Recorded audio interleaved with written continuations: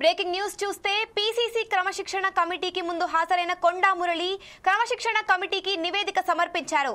ఈ క్రమంలో నివేదికలో కీలక అంశాలు ప్రస్తావించారు కొండా మురళి. ముఖ్యంగా కడియం శ్రీహరి, రేవూరి ప్రకాష్ రెడ్డి, నాయని రాజేందర్ రెడ్డిపై కంప్లైంట్ ఇచ్చినట్టు తెలుస్తోంది. తన భార్యపై కక్షతో వివాదాలు సృష్టిస్తున్నారని, కొండా సురేఖ సీతక్క మధ్య గ్యాప్ ఉందని ప్రచారం చేశారని ఆయన కమిటీ దృష్టికి తీసుకెళ్లారు. కడియం శ్రీహరి పార్టీలోకి వచ్చాకే సమస్యలు మొదలయ్యాయన్న కొండా మురళి, రేవూరి ప్రకాష్ రెడ్డికి నిస్వార్థంగా సహాయం చేశామని, తమ మద్దతుతోనే ఎన్నికల్లో రేవూరి గెలిచారని అన్నారు. ఇప్పుడు రేవూరి తమపై గూడుపుటాని రాజకీయాలు చేస్తున్నారని నివేదికలో తెలిపారు. నాయని రాజేందర్ సెటిల్మెంట్లు చేస్తున్నారని, తమ నియోజకవర్గంలో పోస్టులు ఇప్పించుకుంటున్నారని ఆరోపించారు.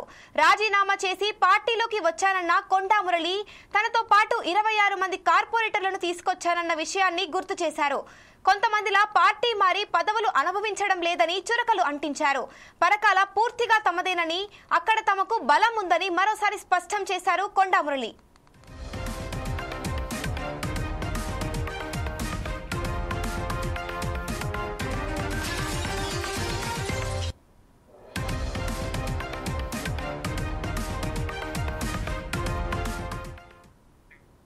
దీనిపై పూర్తి సమాచారం మా రిపోర్టర్ లెనిన్ అందిస్తారు. చెప్పండి లెనిన్.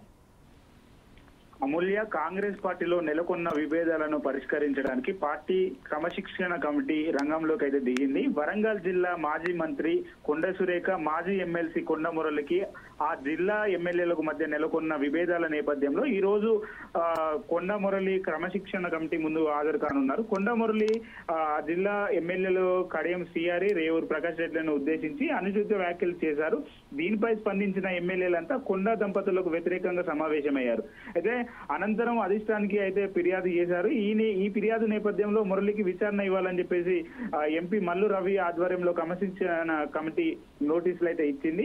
కాగా ఈ నోటీసుల నేపథ్యంలో మురళి ఈ రోజు క్రమశిక్షణ కమిటీ విచారణకైతే హాజరవుతానని సమాధానం ఇవ్వనున్నారు. అయితే ఈ క్రమంలోనే హైదరాబాద్ నాంపల్లి గాంధీ భవన్ లో జరగనున్న విచారణకు కొండ మురళి అయితే రానున్నారు. కడియం శ్రీహరి, రేవూరి ప్రకాష్ రెడ్డిలపై చేసిన అనుచిత వ్యాఖ్యలపై ఆయన అయితే వివరణ ఈ రోజు ఇవ్వనున్నారు అమూల్య. అయితే కడియం శ్రీహరి, రేవూరి ప్రకాష్ రెడ్డి ఇద్దరు కొండ సురేఖ గురించి తప్పుడు ప్రచారం చేశారని, వారిని కూడా క్రమశిక్షణ కమిటీ వివరణ కోరాలని చెప్పేసి కూడా టీపీసీసీకి ఇప్పటికే కొండ సురేఖ అనుచరులు అయితే ఫిర్యాదు చేశారు. అయితే కొండ మురళి మీద వేటు వేయాలని ఉమ్మడి వరంగల్ జిల్లా ఎమ్మెల్యేలంతా పట్టుబడుతున్న నేపథ్యంలో కొండ మురళిని పార్టీ నుంచి బహిష్కరిస్తారా లేదా క్షమాపణలు చెప్పిస్తారా అనేది వేచి చూసిన తర్వాత కార్యాచరణ ప్రకటించాలని చెప్పేసి కూడా ఎమ్మెల్యేలు భావిస్తున్నట్టు సమాచారం. అమూల్య, థ్యాంక్ యూ లెనిన్.